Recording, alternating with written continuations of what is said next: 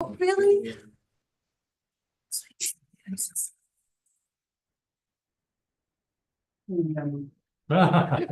Okay, There was no smooth transition there, all so. righty, I appreciate it.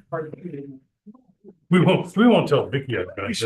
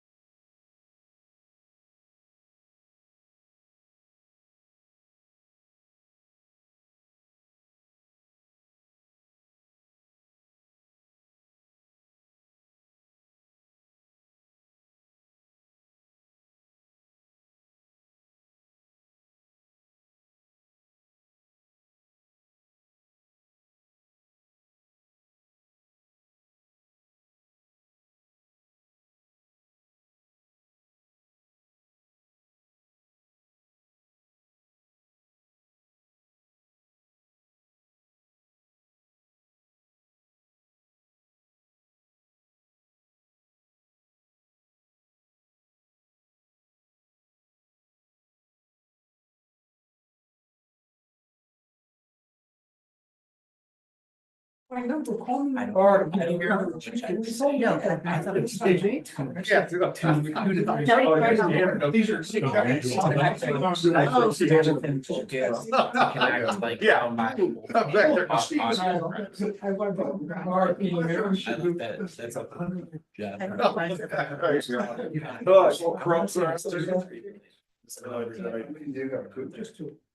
That was last year.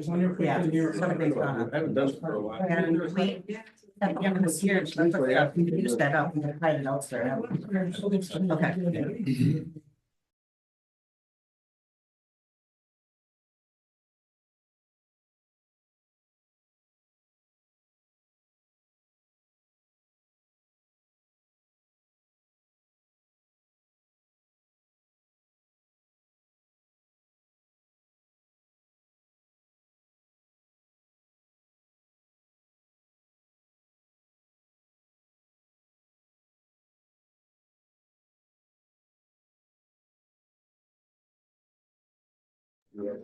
Hey Barb, see you here.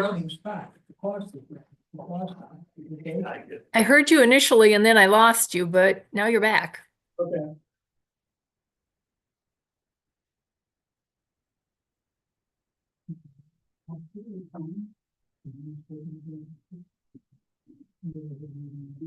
Yeah, I'm gonna leave this off. And start recording. Is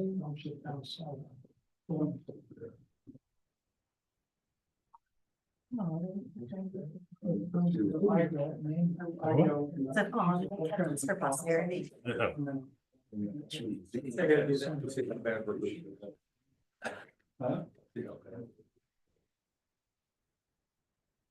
Hey,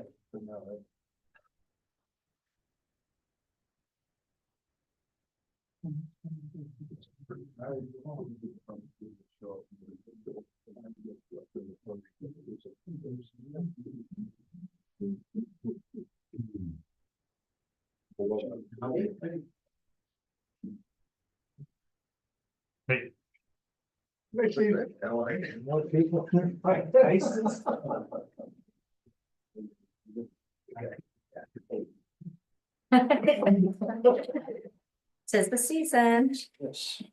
Peace. It's cold. And I would believe.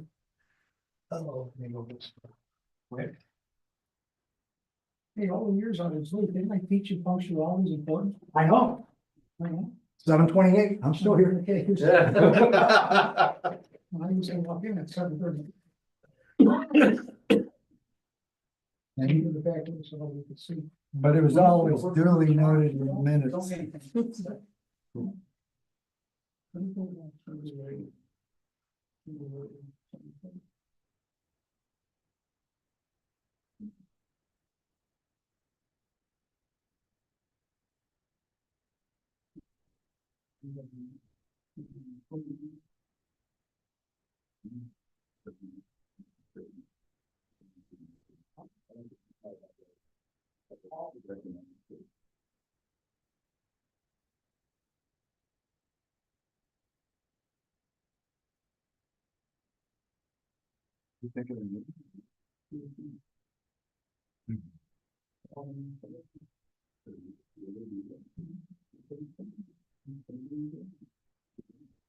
well, you become a role model, which you have today. That is it. I aspire. You're it. Have you driven to watch the Bears game? Hey, I told Carol that. Started, if you don't behave, I'll come in and key the passenger side of the car. Yeah. So he'll never see it. Well, the comes It's not a bad idea. Actually, it's a horrible idea. I think it passed by Dad a long time ago. I thought that was Betty White. Check it. Yeah. Was it Beethoven having a bad hair day? Yeah.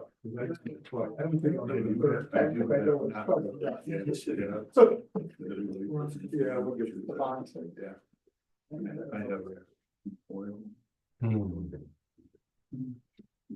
But You guys gonna have some fun, like Mayor Johnson or controversial vote, you don't have to vote, you're gonna still call. it. There are some people who live across the street, they, Close the budget. go. Might need some help. Property goes out to bid. She's trying to go get her RN. We'll see how they Really? go. Okay. And he works at the concept. You have a card or something? Yep. I don't, it's got my number. No. That's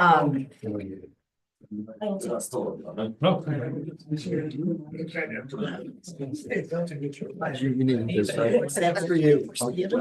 As I say, suitable for training. 6007. number. No, I'm asking is this because I was gonna text you. Here, now you have my number.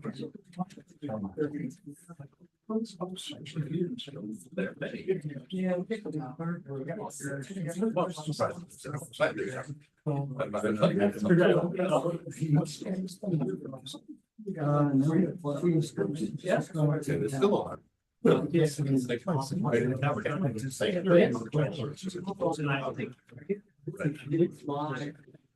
Yes. You can get by me, doesn't it? Nothing, that's this. No.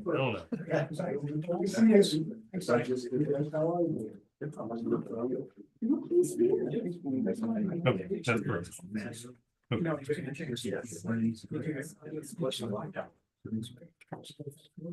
That's what I was thinking.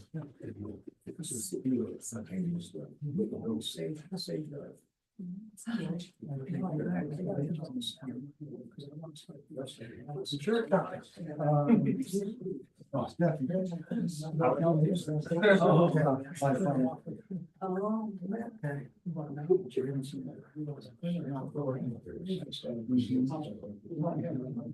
When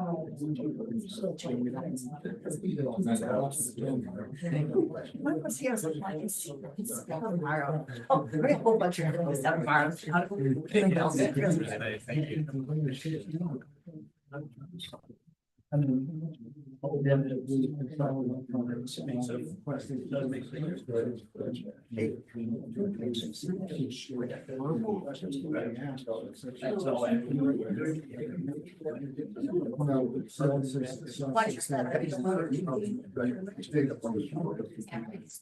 But you need.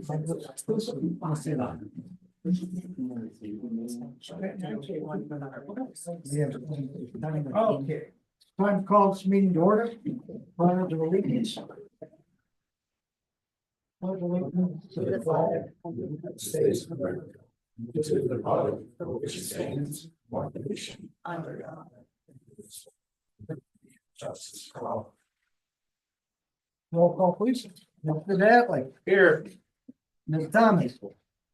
Mr. Harney. Here. Ms. Fryer. Here. Mr. Thorne. Here. Ms. Poe. Here. We've got 5 of the 6 trustees present. We've got a quorum. We've got a meeting. Moving forward, we did have a request from trustee Kelly Thomas to be able to attend electronically this evening. And she had a family emergency with her parents and was unable to attend this evening. Do we have a motion to allow Ms. Thomas to contribute with our meeting remotely?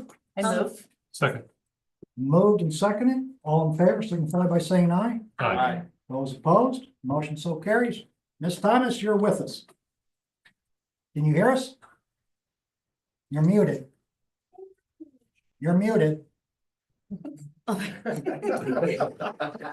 You're muted.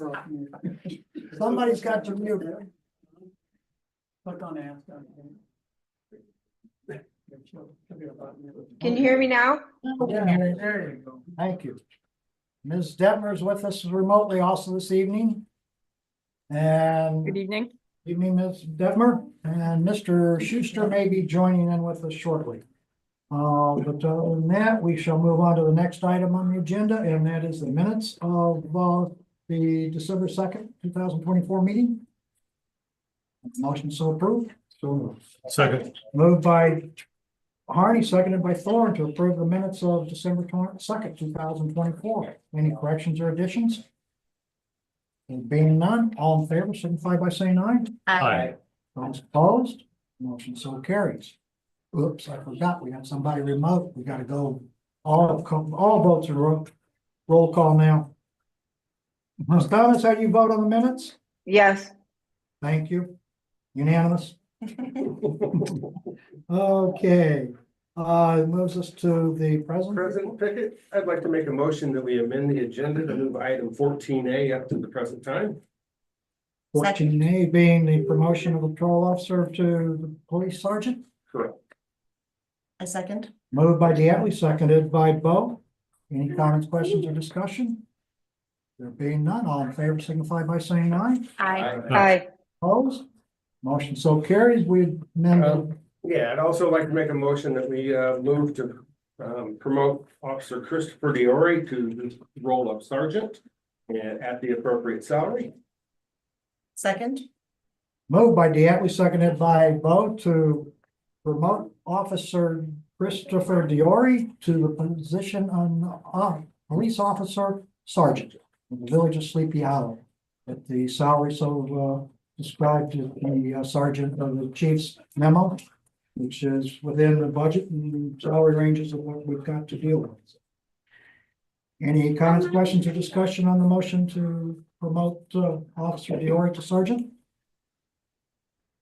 There being none, roll call please. Mr. Dadley, Aye. Ms. Bo, Aye. Ms. Thomas, Aye. Mr. Thorne, Aye. Ms. McGuire, Aye. Mr. Harney. Aye. 6 affirmative votes, no negative votes. Congratulations, Officer Diori. Sergeant.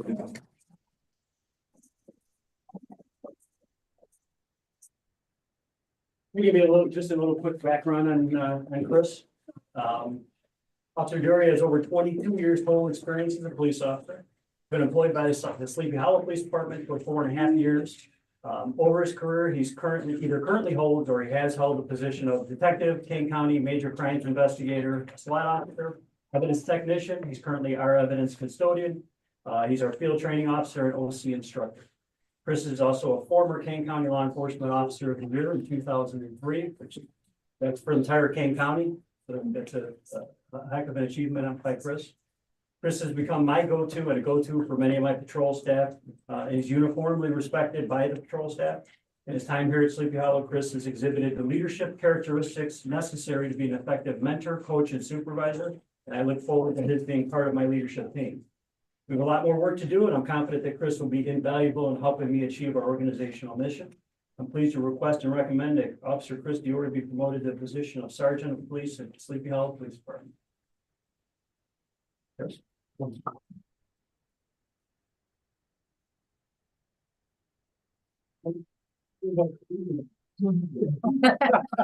often commented that the best part of my job is to swear in officers to the village police department. This is a doubly special one for me because this is the second time I get to swear in officer, soon to be, or Sergeant Diori. And you have your script that I gave you. I have it over there. Okay. Unless you're far better than I am and memorize that. Anyway, raise your right hand and repeat after me. I, Christopher Diori, I, Christopher Diori, having been duly appointed to the position of sergeant in the village of Sleepy Hollow, having been duly appointed to the position of sergeant in the village of Sleepy Hollow, King County, Illinois, King County, Illinois, do solemnly swear that I will support the Constitution of the United States, do solemnly swear that I will support the Constitution of the United States, the Constitution of the State of Illinois, the Constitution of the State of Illinois, and the ordinances of the village of Sleepy Hollow. and ordinances of Sleepy Hollow. And I will faithfully discharge the duties of the position of sergeant to the best of my ability. And I will faithfully discharge the duties of the position of sergeant to the best of my abilities. Congratulations.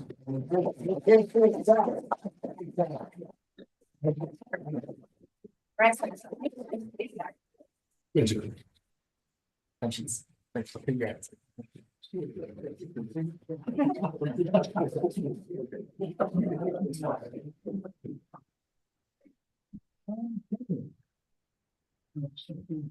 you, everybody. Thank you. Welcome aboard. Well, you've been aboard. You've just been moved up the ladder a bit. Congratulations, Chris. Okay, next item on the president's report is the civility pledge. Mr. Diatley, if you would please. Yes.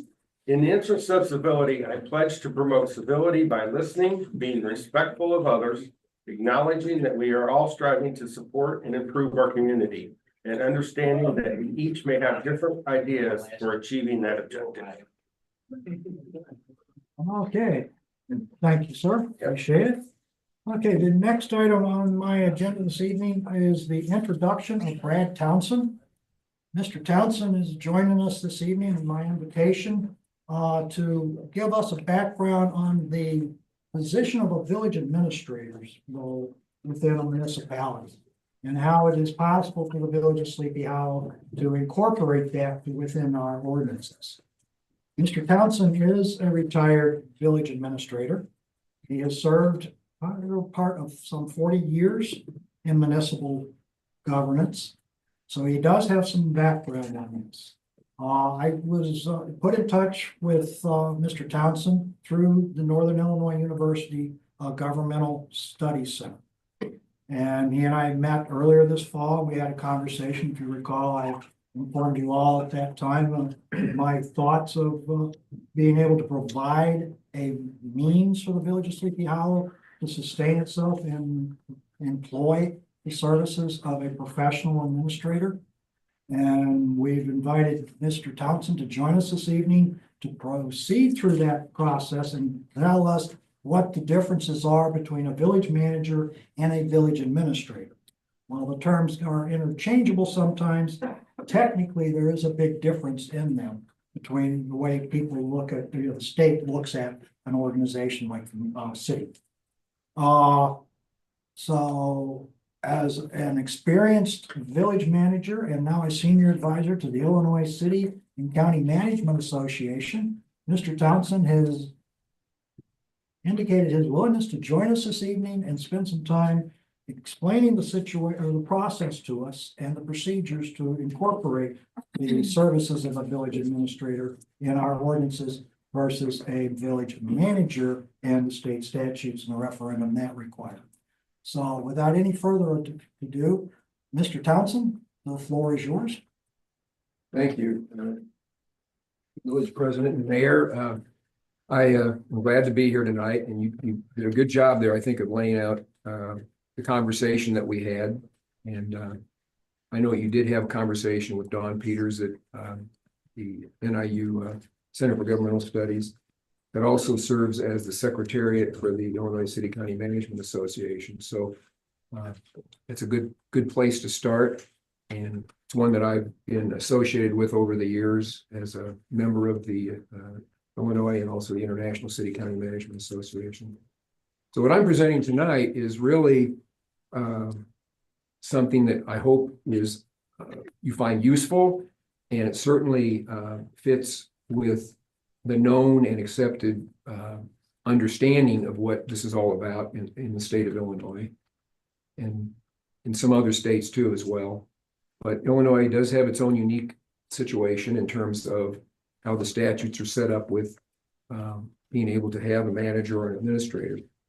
So hopefully all of you, Clerk Mills indicated that you do have in your packet the information that I'm going to go through here tonight. And I'll just also mention here that, if there's any questions after this, of course, you can certainly go through the village president to me, but I'm just giving my card here. Yes, they actually, a retired volunteer guy like me, they actually give me business cards. So,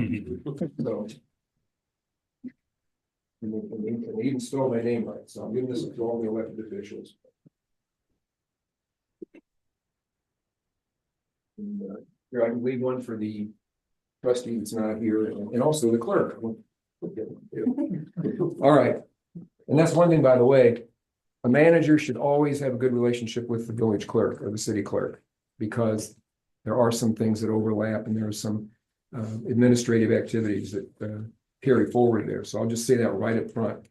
But also the manager, obviously, or administrator, needs to have a good connection and relationship to the elected officials, the trustees, and the village president. And that's the part that maybe we'll get into that a little bit tonight, but that's the one that is not always laid out in our studies for the Masters in Public Administration program or other even other workshops and conferences of the ICMA, is how do you actually get along when you have an administrator or manager? Maybe we'll be able to touch on that a little bit. But I think I'll start with just the different forms of government that real briefly here that manager or administrator would serve under. So I'll go on to the page that has the this one here. Well, it's got the various colors and the charts here. Okay, this is actually a document that I created a few years ago when I found out that I couldn't find any place where in any Illinois Municipal League document or any other governmental document that actually showed on one page the different forms of government in the state of Illinois. You can go to the statutes, you can go to the municipal code, and you could plow through all that information, which is very kind of convoluted and complicated to go through. So I thought, and those are cited in here. I do cite, if you notice on the paperwork here, I do cite the municipal code and where these different forms of government appear in chapter 65 of the Illinois combined statutes. But I'll just say this, that each one of these looks familiar to me because in the 40 years that I served that Steph referenced, I've actually served in every one of these at one time or another. Yes, the commission form, the president and trustee form, which is what you have here, the mayor aldermanic form, yes, I've worked under that, and in the council board situation where by referendum the manager serves. So I've been both a referendum manager and I've also been, which is considered to be the council manager section of the statutes, and I've also served as an administrator by ordinance. So there is a big difference there, as you alluded to earlier. So when you look at the commission form, that's almost always going to be, if they want to have some kind of administrator, it's going to be by ordinance. Because there is no way in the statutes to have a full-blown manager under that format. And it's also one of the more difficult ways to have a manager because each one of those commissioners and the mayor is actually both legislative and the head of the department that's listed there. The trustee, village board trustee president setup is actually the more common one in Illinois. And actually most of the administrators and sometimes they're called managers, although they probably should be called administrators in the state of Illinois are actually under that format. There's, hundreds of those, whereas under the statutory, there's 100 or less of those. And under the mayor aldermanic one, I'm not aware of any actual manager or administrator of that. When I worked under that, when I was with the city of Springfield, it's actually where I'm originally from, is downstate in Springfield. It's my hometown. I was a city director. So that was a different kind of a setup and reported to the mayor, but also would have interaction with the alderman. So the one we're talking about here tonight, I believe, for the most part, is the green one up there in the right-hand corner. And you can see there that I served in those under that format in Romeoville. That was an administrator ordinance format. Maywood, statutory. Schiller Park was village administrator also, or it was called manager, but it was still an ordinance manager. So that's the one we're talking about here tonight. These others do exist, and it's just good to know. So when you decide whether you're even going to consider going down this pathway, it's like, okay, why would you even do this? What are the reasons for it? So I put this document in here. It's a one-page description. Carol Czar is actually, she's actually Dawn Peters' predecessor. And Carol wrote this article years ago, but it still stands true in terms of, why would you even look at this kind of thing? And one is to have someone here every day, or at least most days, who can take on paperwork that comes from the state of Illinois, intergovernmental activities, maybe with your neighboring municipalities, someone that can focus on and spend the time to get those kind of basic day-to-day things done and free up the elected officials. Doesn't mean you don't have the oversight of it. You still have responsibility for oversight of that person, but that person would be doing the detail work. And you certainly could ask them questions. You could certainly bring things to that person to look at and hopefully come back and deal with it as a board or as a governing body. That's one thing. Another one is when you have somebody like that, the board members tend to have the ability to kind of look bigger picture and maybe longer range, but the manager or administrator can still help you with that.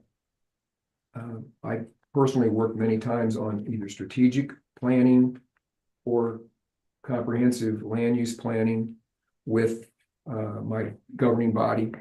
And again, that's detailed work. That's something that a person who is here every day can build up that network of experts and contacts around the area and be able to bring that information to you, such as working with the county or the planners at the county or the engineers at Kane County, just as an example. Someone like that who could develop those connections and relationships to then bring that information to you. And in most cases, that information is free. It's just a matter of having someone that knows how to interpret that and bring it to you. I was telling your finance director, Eugene, that I also worked in finance. It would be good to have a person as an administrator who knows some financial acumen, such as for budgeting, maybe for other matters that have to do with the execution of the budget, contracts, for example, staying on top of what's going on. The clerk knows maybe better than anybody, there is this annual cycle of things that have to be done. You can see some of that if you go to the Illinois Municipal League website and it'll lay it out, but it's nothing like actually knowing it here locally. So that's kind of a good example of what I mentioned earlier about how if you have an administrator, they should have a good connection with your clerk too, because there are these annual deadlines. It just comes around every year, right? They're never ending. And it doesn't matter what size of community you are. You can be the community that's over 100,000, like when I was in Springfield, but you can be a community that's, less than 3 or 2,000. You still have these obligations. So it doesn't matter what format, like I mentioned earlier, those different formats of government, doesn't matter. Those are all requirements. So it'd be good to have someone that can be here and has a sense of, urgency, a sense of commitment to getting that stuff done, so that you don't miss deadlines. You don't get into trouble that you have to get a hold of your village attorney to bail you out of. You should be able to get it done ahead of time. So the manager can do that kind of thing. So that's another thing Carol's pointing out here too. And another thing too that she mentions here in particular, and I get this question, is, well, how can we afford to hire a person, whether they're full-time or part-time, that's spending more money, especially if they're full-time, that's benefits and that kind of stuff.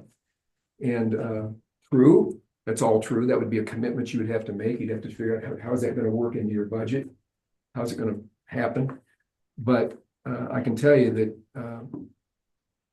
in nearly 100% of the cases, an administrator who, if you get the right person in here, they will not only earn their keep, they will be able to identify ways to either reduce costs or to gain dollars to come in to the village to get some things done that you want to get done.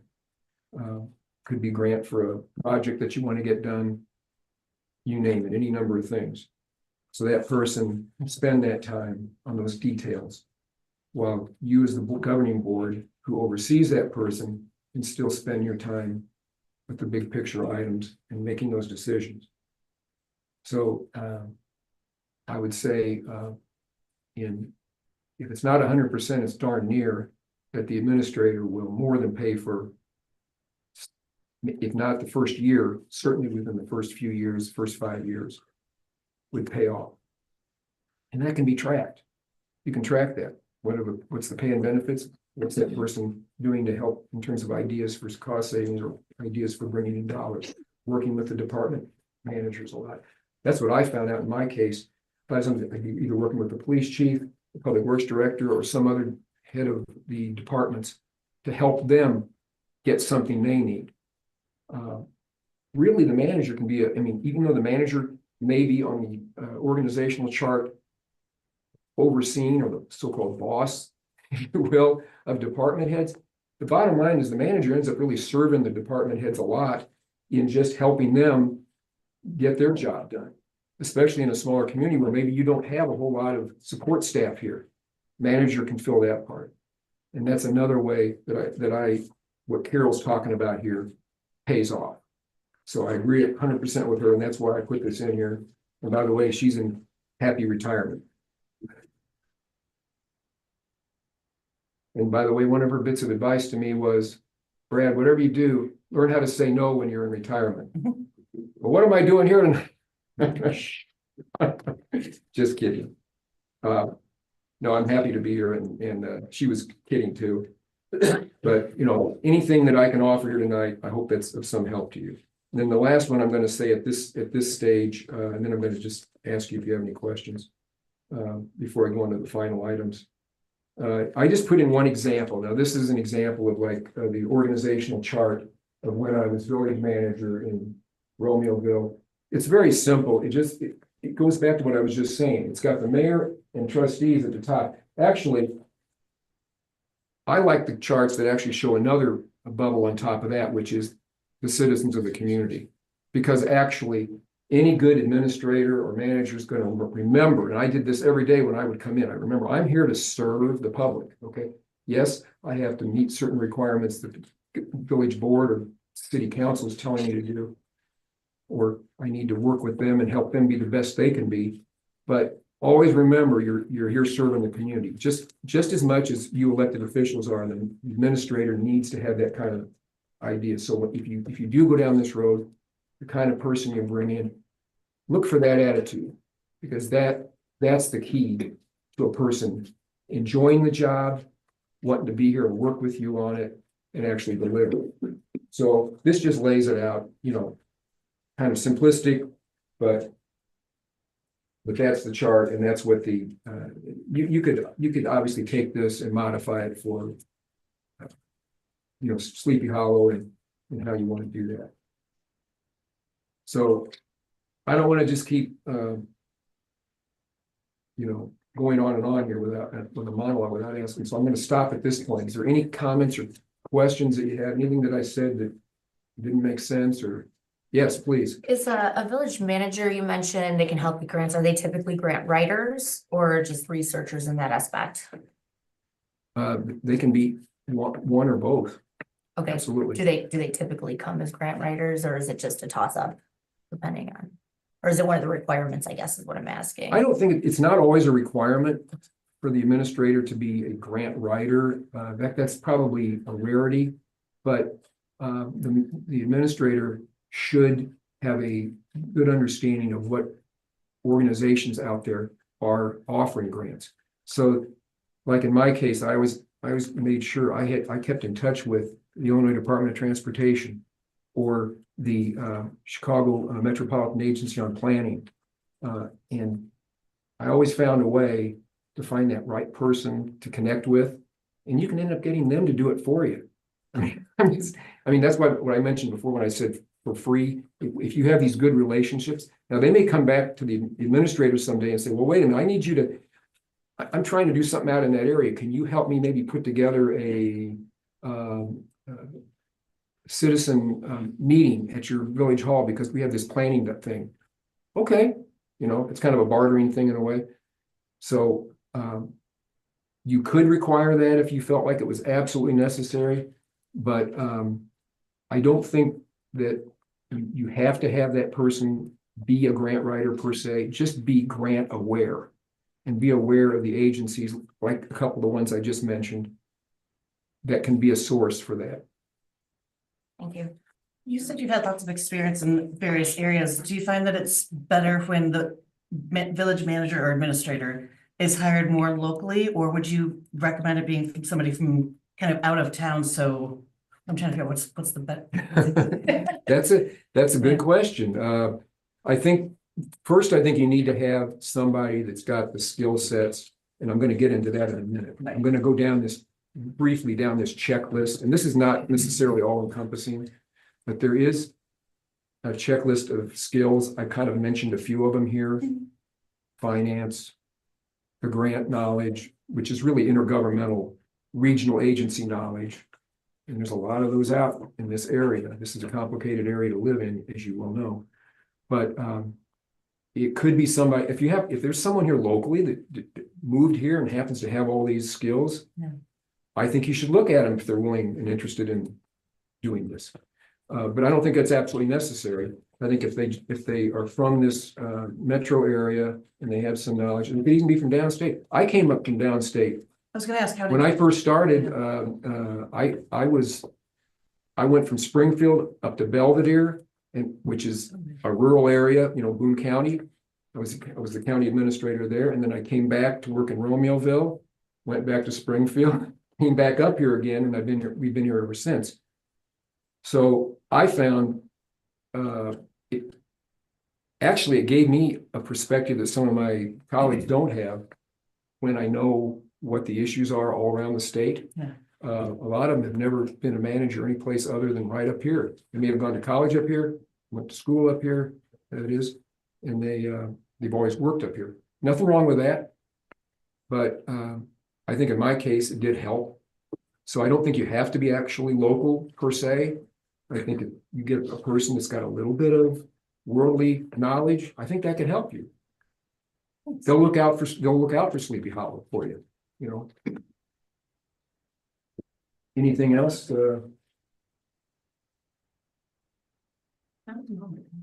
Excellent questions. Okay, so this next one here is the format for the administrator profile.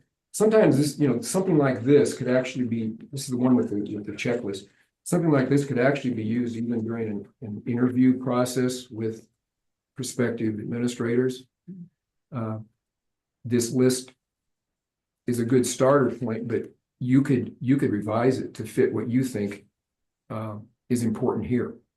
Maybe the grant thing, it may not be listed on here, but maybe that's something you'd want to have on there. Grant awareness or agency awareness could be put on there for sure. So this here gives some idea, at least from the point of view of the Illinois City County Management Association, because that's where this document is from, as to what kind of things they should have skills with. Just dealing with council or board members. That's something that it's very hard to teach somebody in a graduate class at NIU or any other particular place.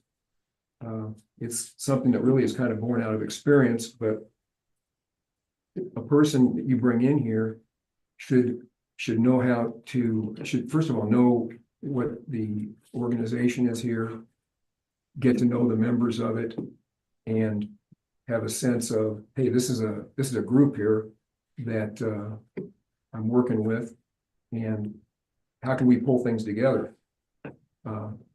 A lot of times I was able to do it because the governing boards that I worked with were willing and interested in doing at least mid-range planning. We used to call it strategic planning, but you can call it whatever you want.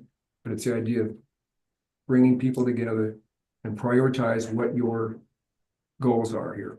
First of all, what are the goals? And then reach a consensus on what those are. So that's part of council relations.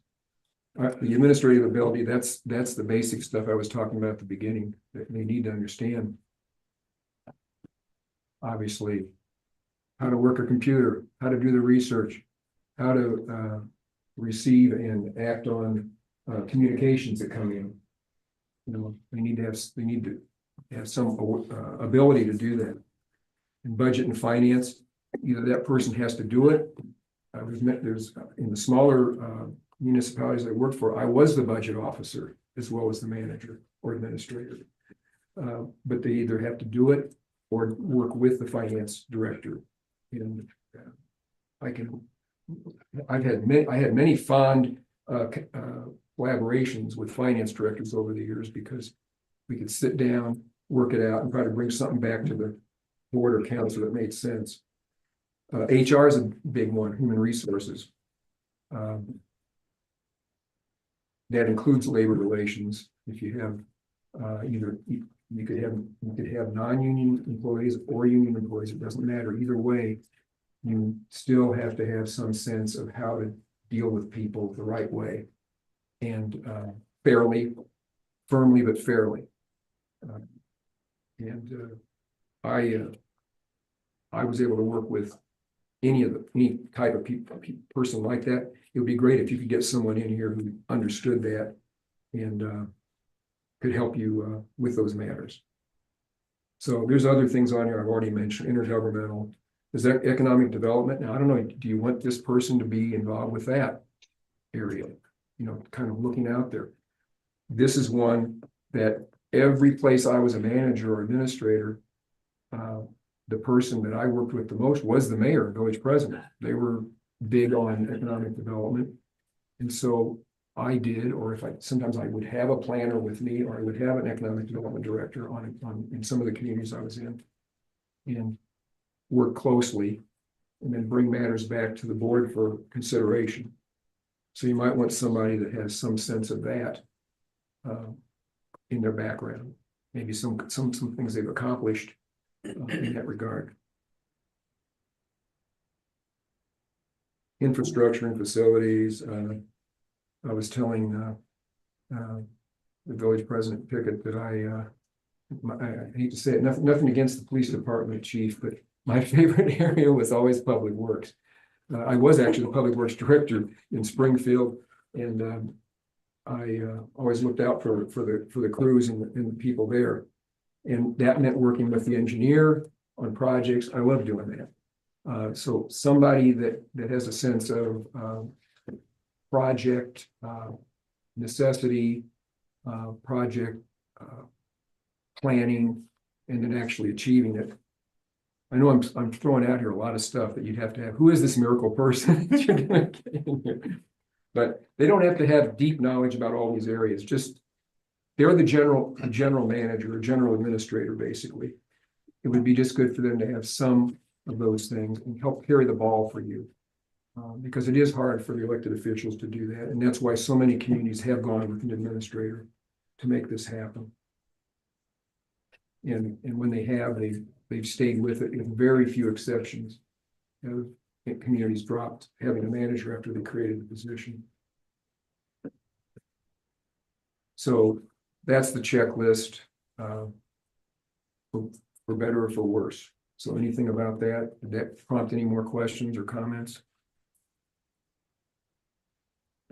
It seems like you can customize that list to where you want it, so it fits your needs. Absolutely. Best. So, yeah. And I would recommend it because I can tell you these half a dozen different communities that I worked for, including the county that I mentioned, all had they were in a different place in time, different priorities, different demands, a different kind of citizenry, different makeup of business, industry, and residential.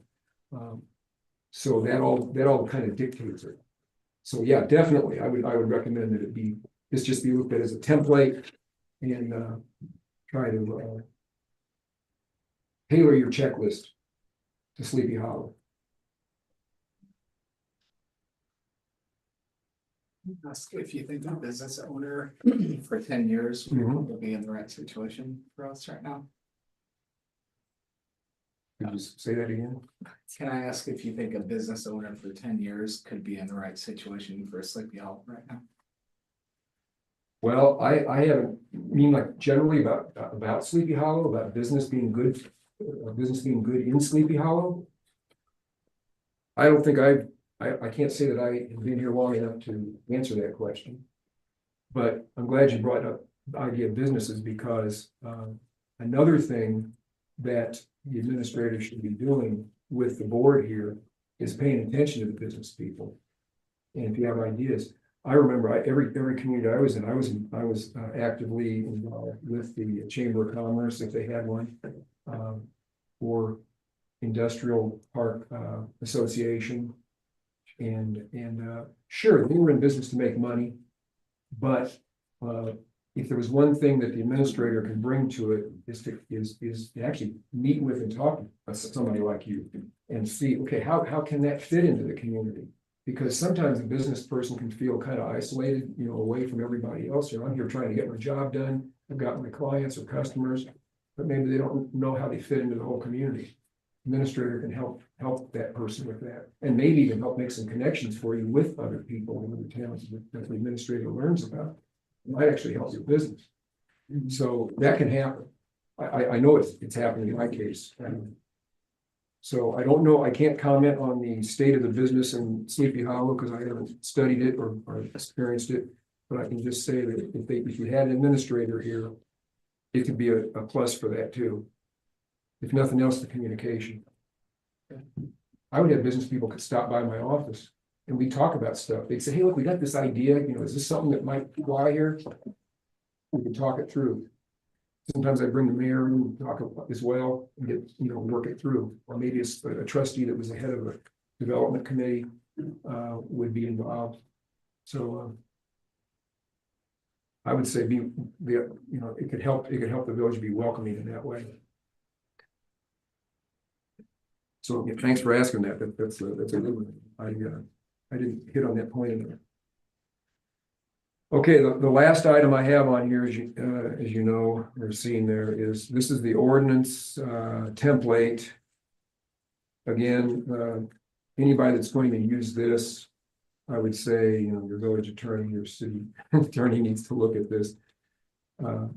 But this is a pretty good template that gives you the idea for the administrator created one.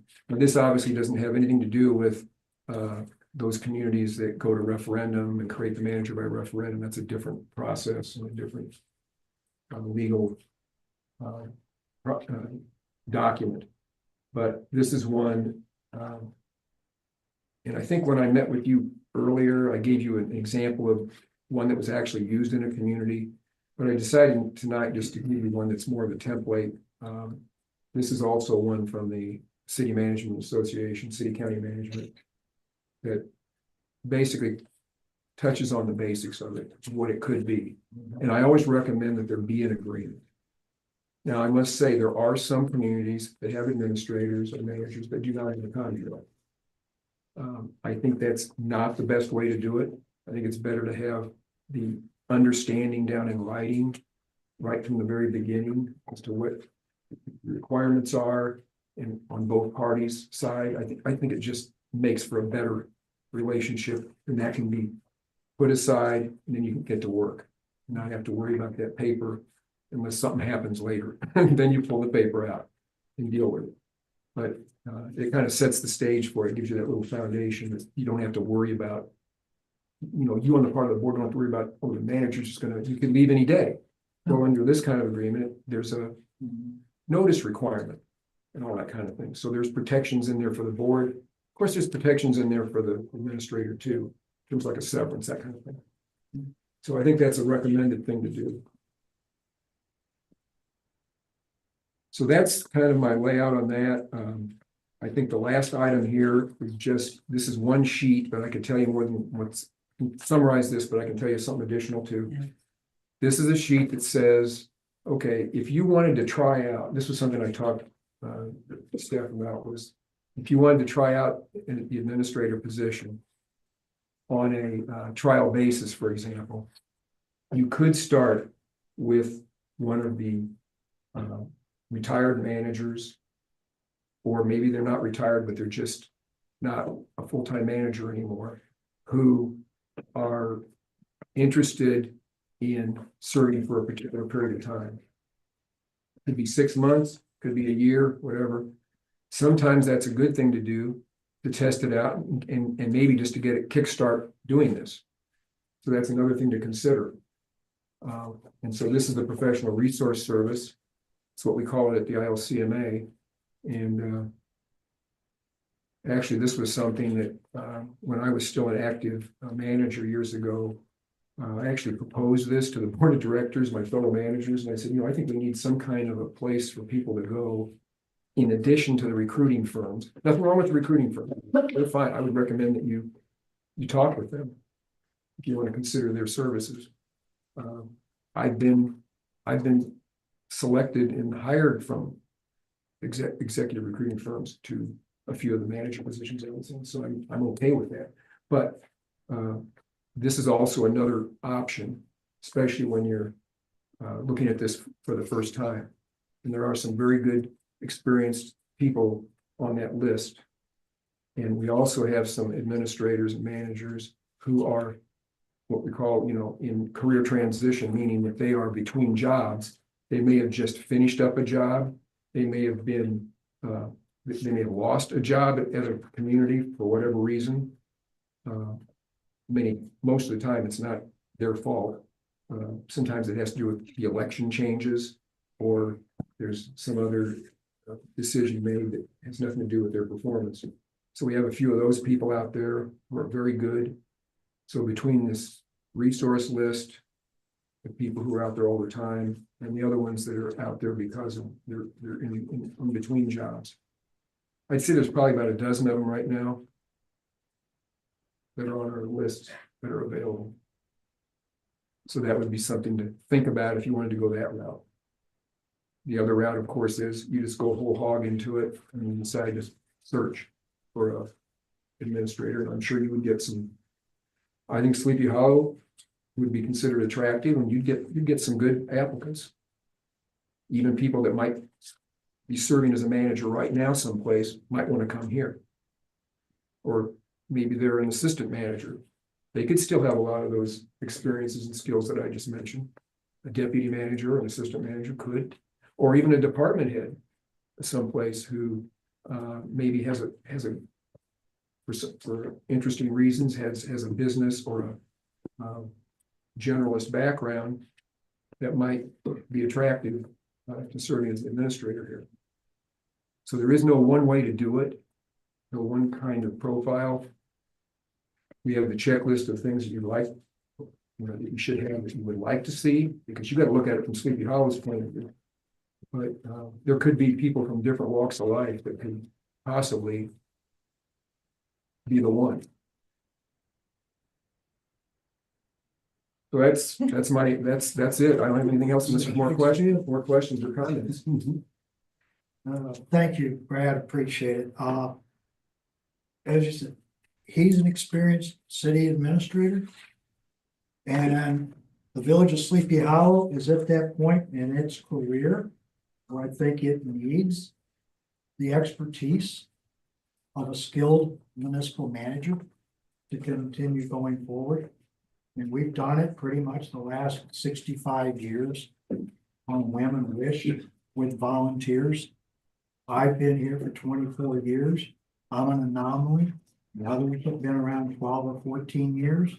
I stuck around partly because I live here. My business was here. People could come over the front door and walk in anytime at the shop. I was available to do meetings during the day. I had employees that could cover for me if I had to step out. And then when I sold the business 10 years ago, it was like, wow, now what do I do? And so I've got this little sandbox down here. And it's something I've enjoyed and I've had fun with. And I think the village is in a better place than it was when I came in here 26 years ago. I know 26 years ago, the question was, will Sleepy Hollow survive? Is it a sustainable model? And I'll be honest with you, it is not a sustainable model the way it was put together on rooftops only. It needs to have some type of commercial base and some kind of tax revenue. We have a small corner and it will provide just about enough, I think, to take the position of a village administrator on for Sleepy Hollow. And the way I've looked at it the past few years with the duties that Eugene has done as director of finance would be incorporated into this description of a village administrator. And so there we would have a finance director and a village administrator in those positions that could, do the things that Brad said. The intergovernmental contacts, the notices with the state and the county, as they come up and go through. Somebody that is on premises on a regular basis, ongoing, so that we've got continuity moving forward. And Sleepy Hollow can become sustainable. I mean, it's gonna be a real budget balancing trick to get this done, but I see it as a very good possibility. Brad and I talked about some of the requirements somebody might expect as far as salary coming into a position in Sleepy Hollow like this. And we're somewhere in $120,000 to $130,000 range would be something that we could possibly look at. Now, that's including salary and benefits. So we have situations where we get somebody who's retired and in a position they don't need the benefits. Then we can put that towards salary and get a higher salary. But there's things that can be worked out, I think, on there. And we're in a position that if we do it cautiously and carefully, we go through this format that Brad's, what are the requirements that we need? What are the specifications we're looking for in an employee? And we design our ordinance with those responsibilities and expectations, along with an offside agreement, contract agreement with the employee, just to cover all the bases and let everybody be comfortable. I think it's what helps Sleepy Hollow move forward. But otherwise, yeah, unless you got somebody who's willing to put 30 hours or so a week in to this place, the Sleepy Hollow is not going to be sustainable for too much longer. It's basically a homeowners association, depending upon the dues of its members. And our membership dues is property taxes. And that's one of the things that's kept me here. I own property in the village of Sleepy Hollow. Got skin in the game. Property values of my neighborhood start going down. That means my property value is going down. And if I see the village going down, I'm not going to be real happy. And I got 1,000 other rooftops around here that aren't going to be any happier than I am. There might be one or two that don't care. But I mean, overall, you go to a homeowner and you ask him if he's happy with his home value. Yeah, they don't want to see it go down. I have met not one homeowner that's ever said, I want to see my property value go down. There's not a one. They all want to see it go up. And I do too. And I think the rest of the village does too. And the only way we're going to get there is with some professional help. That's what I see for the sustainability of the village of Sleepy Hollow. Is getting some professional help to guide us through this. And we're in that situation right now. I think, time to pull the trigger and put something like this in the books and give the future of Sleepy Hollow an option to go to and help them go forward. I don't expect to fill this job before the elections of April. That's not my intention. My intention is to see if this board will come to a consensus to say, hey, let's draft an ordinance. Let's put the specifications together to allow the village to hire an administrator in the future. And that's where we are today. Any questions? Comments? Comments? Thoughts? Yeah, I'd like to make a comment. I've lived in this village probably longer than anybody in this room. You can tell by the gray hair, I guess. Yes, Dad. I'm so glad we're having this discussion. In my opinion, we're overdue. As long as we find the right person for a village administrator, not a manager, an administrator. So what Steve says, I'm all for it. I'm glad we're at this point. It's about time. I think it definitely deserves, more consideration and, get the ideas flowing of what we're looking for and see where it goes. You want to start by having the village attorney draft up a ordinance for us? Yes. Sorry. What? Sorry, Kelly. Sorry, Kelly, you scared us. Thought things were, Yeah, I think that would be a good idea. Steve, I have a question. Will we all have some input? And I'm sure you're gonna say yes to this, but what our requirements are gonna be? Like, well, that's one of the things that I liked about Brad's presentation.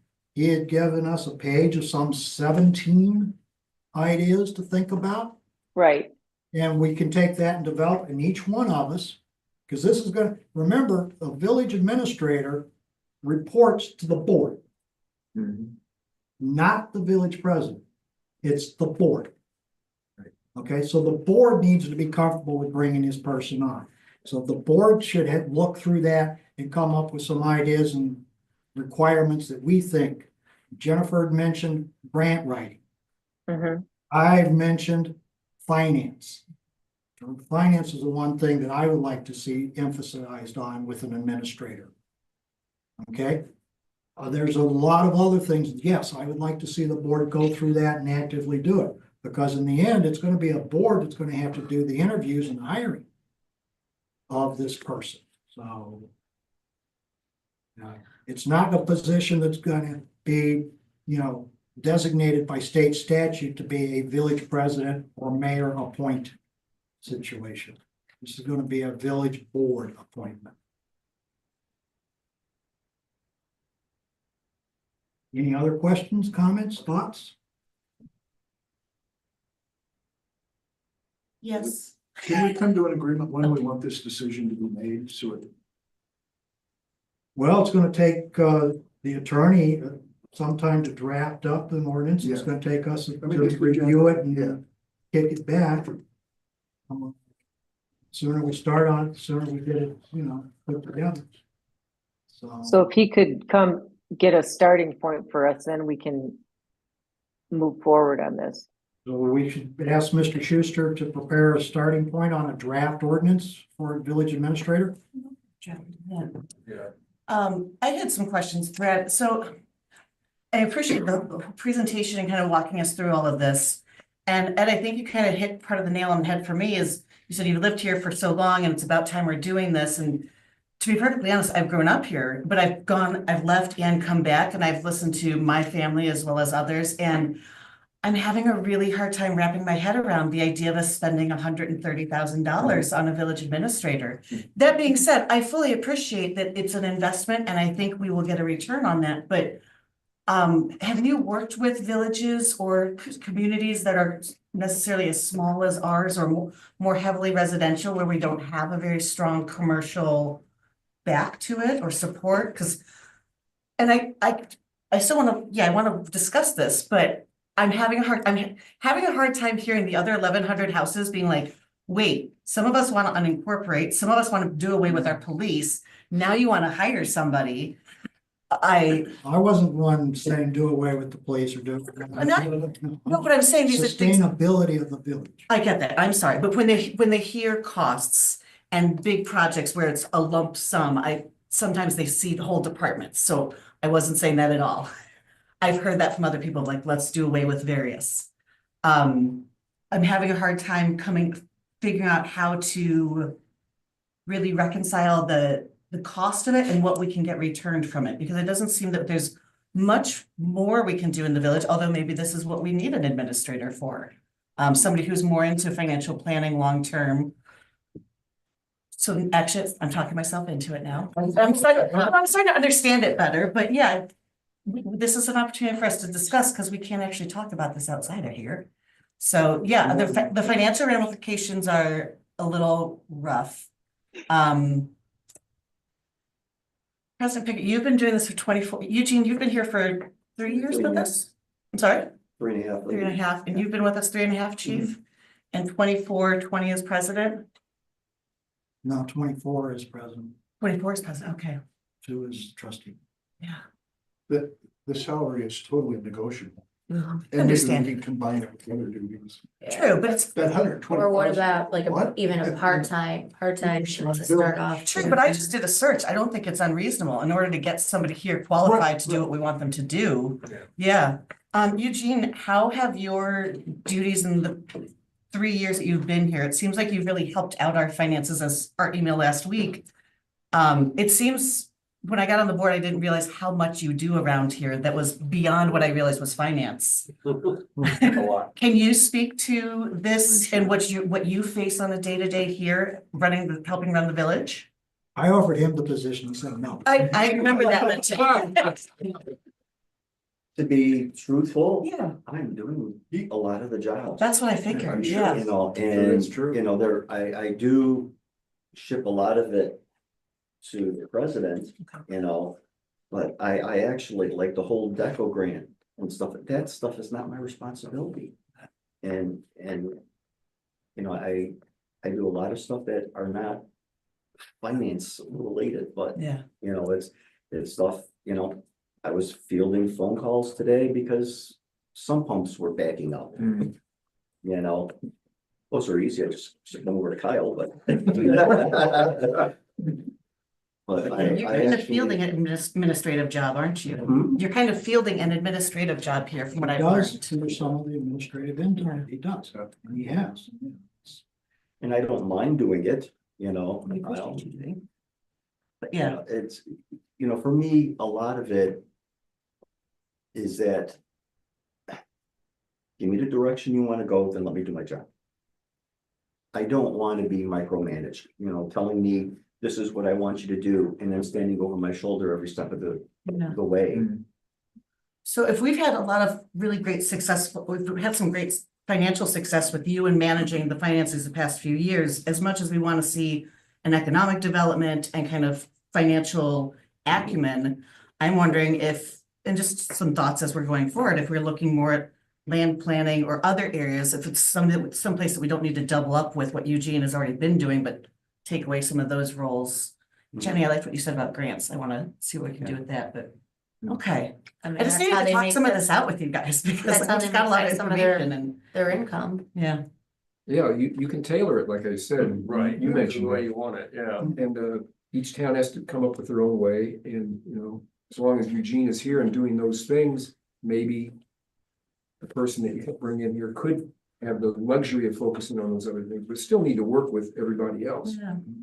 It might even be interesting to see with that PRS that you mentioned, the resources as kind of an interim possibility of getting on to, I'm not even sure offhand, but like figure out some projects that you're working on that we could give to somebody else to see how that can alleviate things. And that way it wouldn't be as much of a sticker shock to the village, and we can show effectiveness potentially, or if Well, my thought was, the administrator and the finance. yeah. They would do basically Eugene's job plus, So hiring one so person. hiring one person. Oh, that's, both. yes. Yeah. I was just thinking, as we're sorting through this and checking out all the options, you There did is a mention thought that, to hire an interim Yeah, first. yeah. To That's a sit feasible, through that's a for feasible 6 or option. 9 yeah. months with Eugene before he departs and get an idea of what the village needs going forward with Yeah. a permanent administrator. All right. I think it's something that, like you said, if we do it carefully, if we do it openly and put it out there, I'm still under the age-old advantage that sometimes you have to spend money to make money. And if you tailor that and watch it, you can control what you do with it. So I think it would be a good step forward to see where we could go with it. A lot to discuss. Yeah, Yeah, thanks for letting me Would dive you in like there. the draft ordinance to start with? Yes. Yeah, Okay, good job. I'll talk to Mr. Schuster and we'll have a draft on January 6th. We can start the process then. All right. Any other comments or questions or thoughts for release, Mr. Townsend? well, thank you very much for. Thank you, sir. Appreciate you coming out, taking the scenic route out. I know you're all high tech and everything, but I do have a couple of paper versions of this, if anybody wants them. We're not quite as high tech as you think we Then I will leave those with you, Tony, you can, do with those as you deem Yeah, fit. considering me as the leader of the high tech as the blind. All right, But thank you. very good. All right. Brad, thank you once again, and we'll be in touch. Okay, you're welcome. Happy New Year. Yeah. Yes, Merry Christmas and Happy New Year. Yes. All right, next item on the agenda is the clerk's report. And no report. Mr. Mills, Plan and Zoning, Mrs. Stepmurphy. No, sorry, I had to find my unmute. No report tonight, sir, and happy holidays to you all. Thank you, Ms. Detmer, and likewise to you and Bill. Thank you. The attorney is not with us this evening and has no report.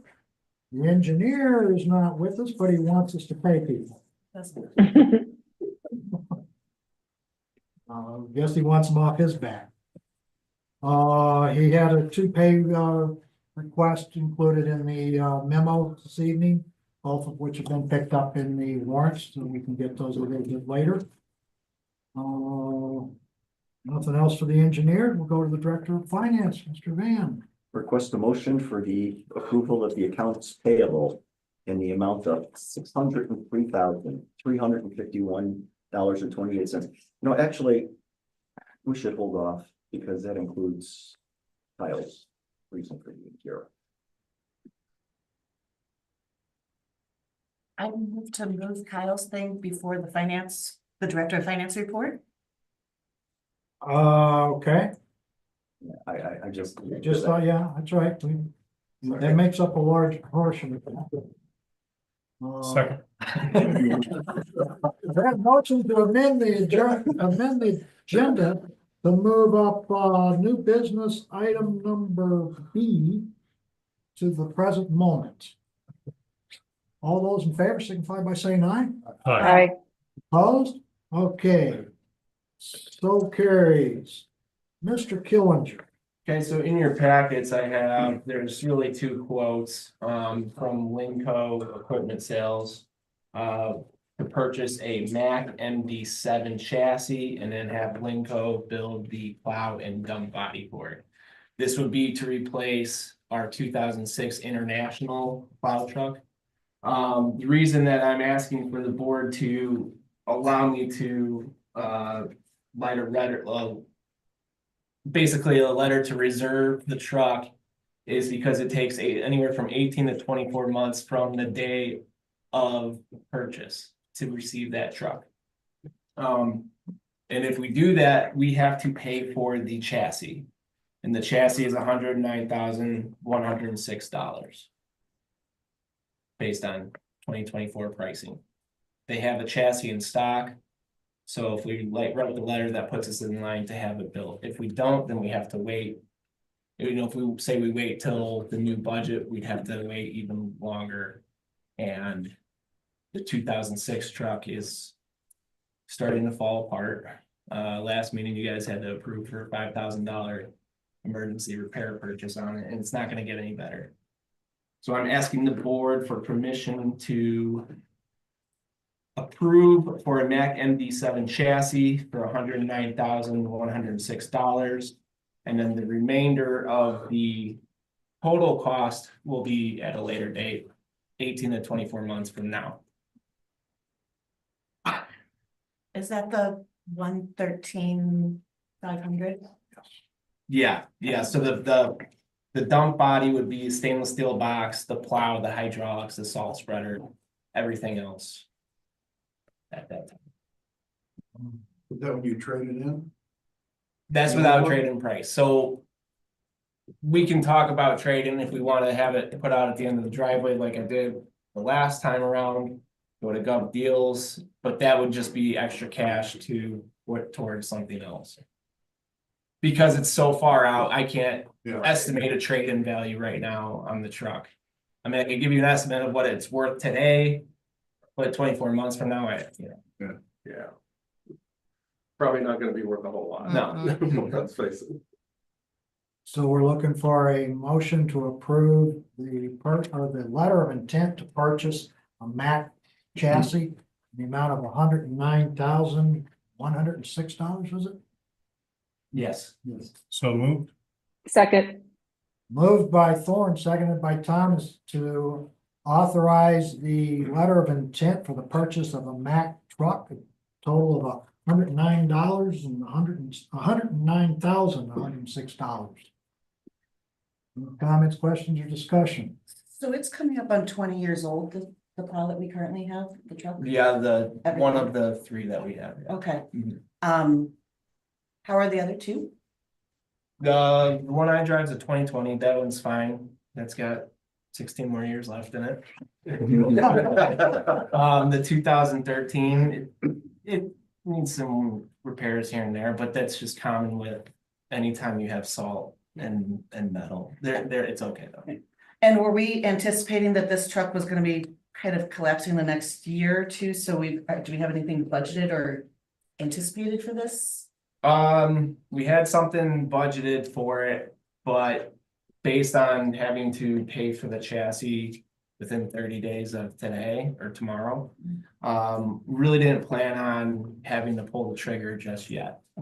We had it in the 5-year cap for next year. Okay, and how much did we have in that for the, 120,000, I think. okay, so we can cover the chassis from that. So We have the cash to do it. Question, so we got a new squad car recently, right? Mhm. The old one, can we sell that to make up for some of it? We traded it to Public Works. Oh, To take some of the So the- burden people off plow of. in front of that? No, but we can get crews out to job sites without everybody having to take their own truck. Oh, that's good. So the squad that we replaced went to code enforcement, the old code enforcement went over to public works. So. You're resourceful. Yeah, it wasn't gonna guarantee the village a lot in the trade. It would have been less than $4,000. Total. And there's been difficulty getting a truck. Yeah, so the other thing too is internationals, if we want an international, which is what I have right now, you're on a wait list to just get a quote. They won't even give you a quote. And I'm on the wait list at 2 years ago. So we're looking at 5 years out to even know what an international will cost and have it built and all that. So I had to rule them out. Everybody, it's crazy to say because it is 2024 and the pandemic was 4 years ago, but we're still feeling the effects of the factories, especially for these trucks today, because everybody, they shut it down. And think about all the municipalities, all the state, county, everybody has an international or some sort of truck like that. And when they stop the orders, they just have never caught up. So, And cities and villages went on spending spree with the ARPA money. So, Yeah. they depleted any supply that was out there. Public Works says driving the old squad car no one passes them any longer. that's right. Okay, on that motion, roll call, please. Ms. Bo, Aye. Ms. McGuire, Aye. Ms. Thomas, aye. Mr. Dattley, Aye. Mr. Hardy, Aye. Mr. Thorne. Aye. 6 affirmative votes, 6 passes unanimously. Thank you all. Okay. All right, To the now we're back to accounts the, payable yes. in the amount of $603,351.28. So moved. Second, Moved by Thorne, seconded by Bo to approve the accounts payable for December 2024 in the amount of $603,351.28. Any additions or deletions? Let's delete a truck. If not, roll call, please. Mr. Dattley, Aye. Mr. Hardy, Aye. Mr. Thorne, Aye. Ms. Bo, Aye. Ms. McGuire, aye.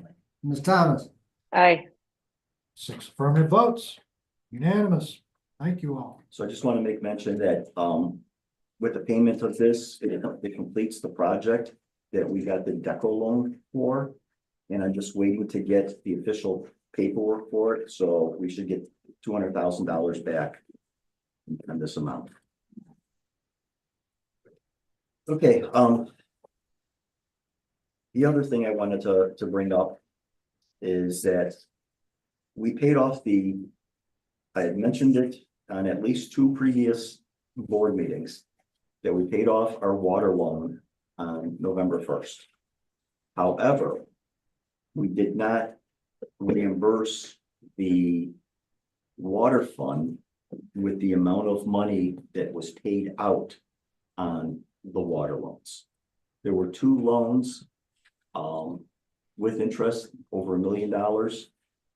And we only collected about 900,000 of that amount, okay? So in order to recoup that money, we have to continue billing the $6.70. I've kind of figured until October of next year. So it is a little bit longer.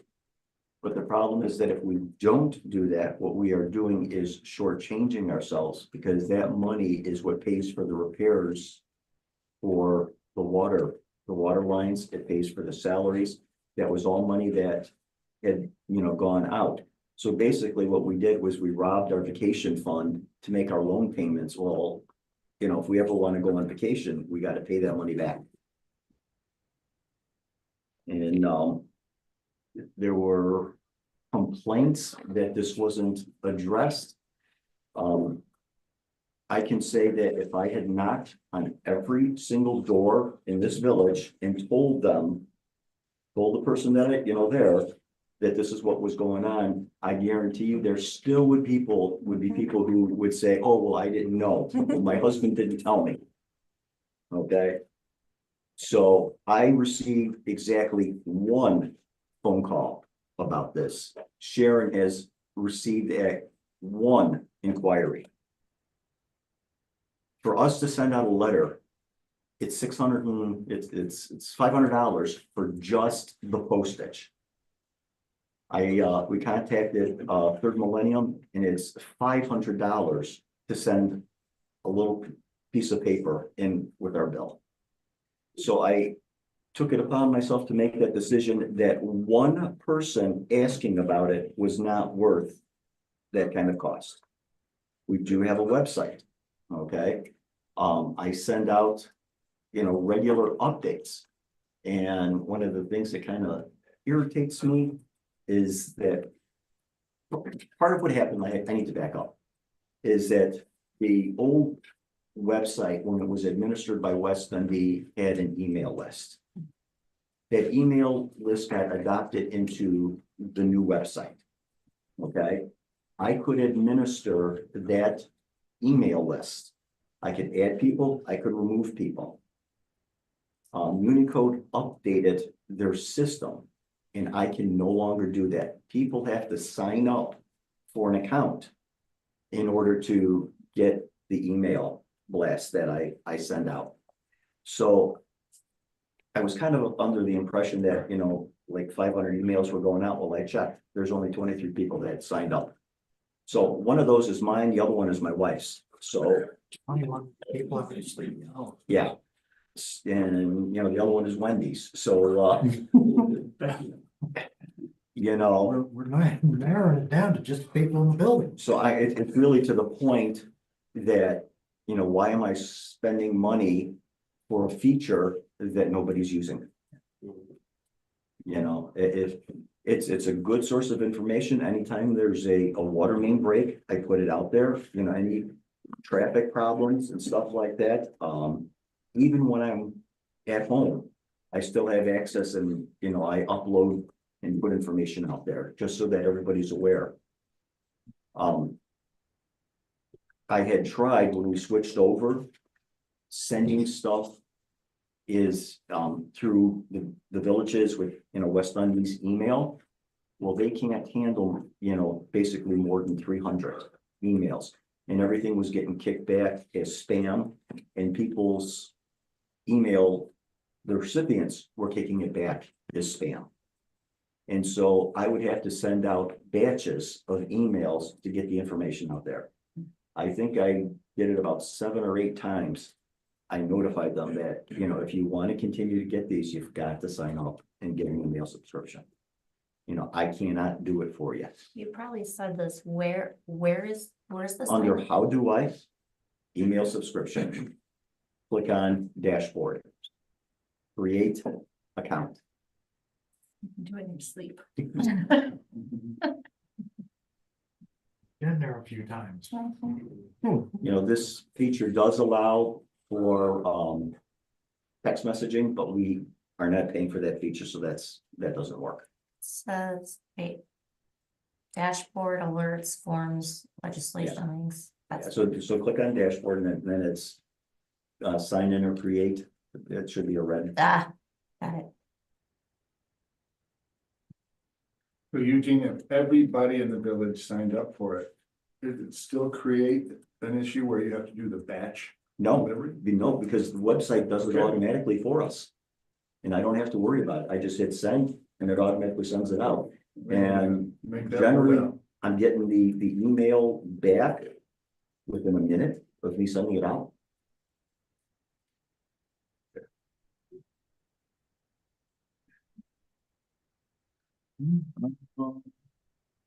I think that's about it.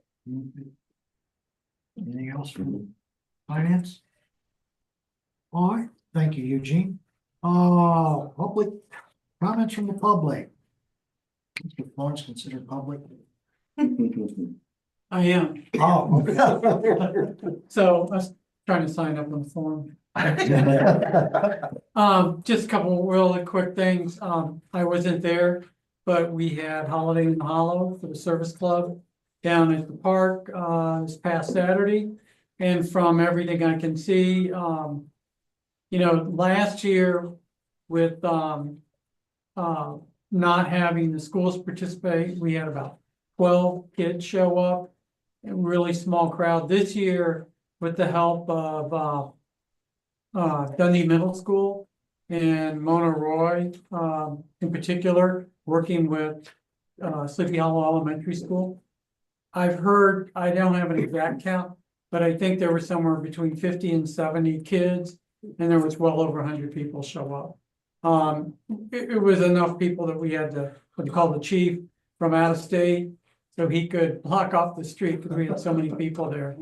So that was a big success, and they're going to continue that in the kind of the same format.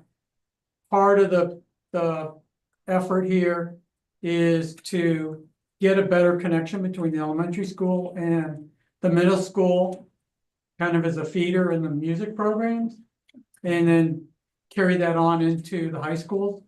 And then the other is, I've talked before about Matt Bishop, who taught music over at DMS, went to Sleepy Hollow Elementary School, longtime resident, and passed away unexpectedly last year. And a lot of the students and friends of Matt's have come together to create a scholarship fund. It's kind of in its infancy right now, but the event on Saturday was to kick off the scholarship fund from the perspective of collecting names of people interested. And you can either sign up to get updates on how to contribute, or for students interested in applying for scholarship, there's also a link there to sign up for that. Nothing's been set, no dollar amounts have been assigned. Don't think we even have a bank account yet, so we're not accepting money, but it's in full swing, and there are a lot of really competent people running this, and the service club is participating in it also, because we think this investment in music in the community is really vital to Sleepy Hollow. I mean, since the day I moved here, I became aware of Steve Francois, the Maxwells, the group up over where on Gale Lane, a lot of musicians up there. Music's always been part of this village. Hasn't been the main focus, but it's always been there. And so we want to continue that as part of our mission. And then lastly, I think everyone is probably aware, we have the big galas in the spring for raising money for the village, and those have really paid off well. We've got, we're really healthy as an organization. But we also do a smaller get together 35 people. In January, we're gonna do that again. It's not officially a service club event. It's really Bill Eisenhofer and myself putting it together. But we invite all the service club, all the trustees, really anyone who wants to get out in January and hang out with neighbors. It's a good time. We do it at Blue Route. Pretty much we do it at cost, just pass it on. And that is January 25th. So anyone who hears this is more than welcome to attend. We'll have a sign up and the cost, and I'll probably post it within the next 2 weeks or so. That's it.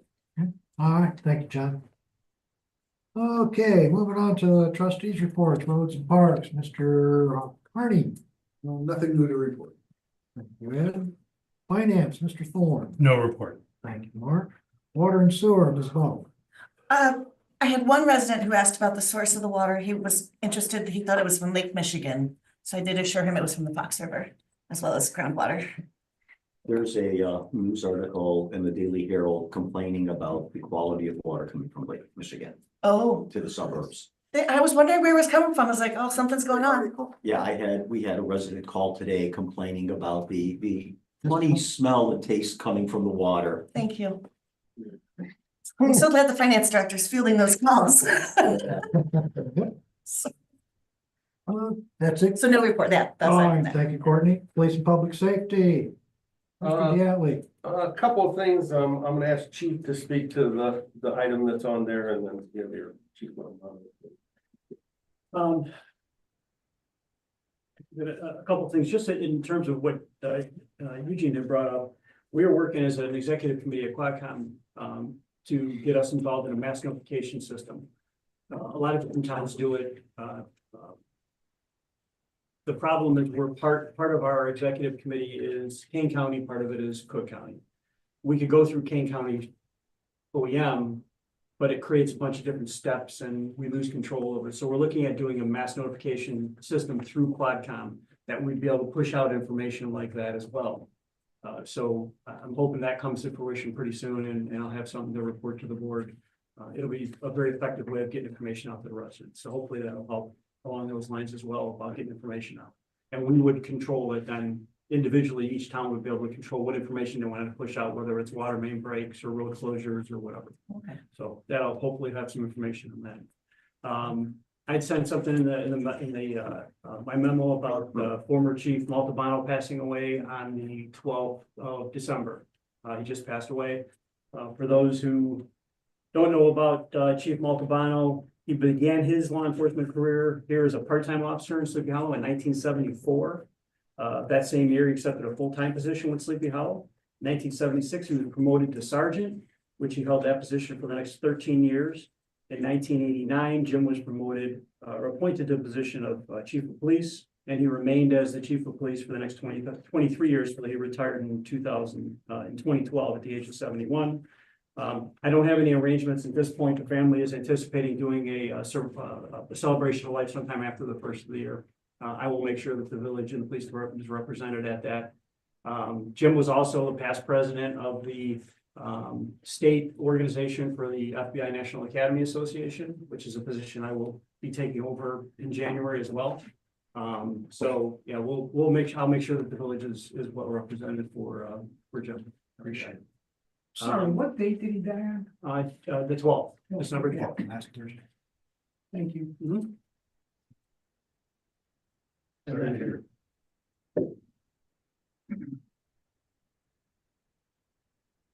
Yeah.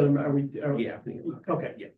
I sent a memo out about, I'm spinning a lot of plates. Not as many as Gene, but so I sent a memo about constantly looking for creative ways to make our village a little bit more attractive, to try and retain employees and things like that, that don't necessarily adversely affect our budget. And one of the things I thought about was the possibility of us offering our employees after a certain period of time, a certain age, the ability to purchase their health insurance back through the village at no cost to the village. They would pay the 100% of the premium, whatever that would be. It would provide an advantage for the employees because they're buying it at our group rate versus what they would pay in the general marketplace. So I reached out, I talked to the mayor about it. I reached out to our insurance company. asked them about it. He said initially that he thought it was doable, and got back to me. He said the only stipulations that they would have would be that the employee be at least 55 years of age and have at least 10 years of service, full-time service with the village upon retirement. Other than that, the employee would be expected to pay 100% of the cost of the village.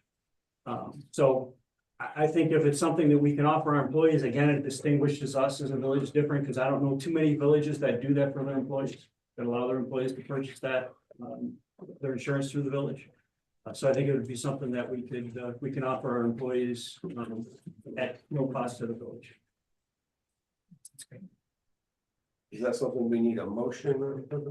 That I would like to have a motion. I know it is no expense to the village, Right. but they would like a letter of intent from the village saying that we are on board with this. I'll understand that the caveat to this is the employee is paying 100% of this fee. The village is not going to be a participant in this health insurance. It's an option for them. But as the chief pointed out, it's something that's not typically brought to the employee's attention, and it might be something in our bucket of tools to help us keep somebody an extra term or two. So, you know, I'd like to make a motion then that we offer to our employees the possibility of buying insurance after retirement at their expense, at no expense to the village. and authorize the village to notify our benefits director of this. Second. Moved and seconded to who's the second? Go, Mr. Hardy. Okay. To approve the health insurance carryover for post-retirement for former employees who have maintained the age of 55 and spent at least the last 10 years at the village's employment. Oh, any other comments, questions, or discussion?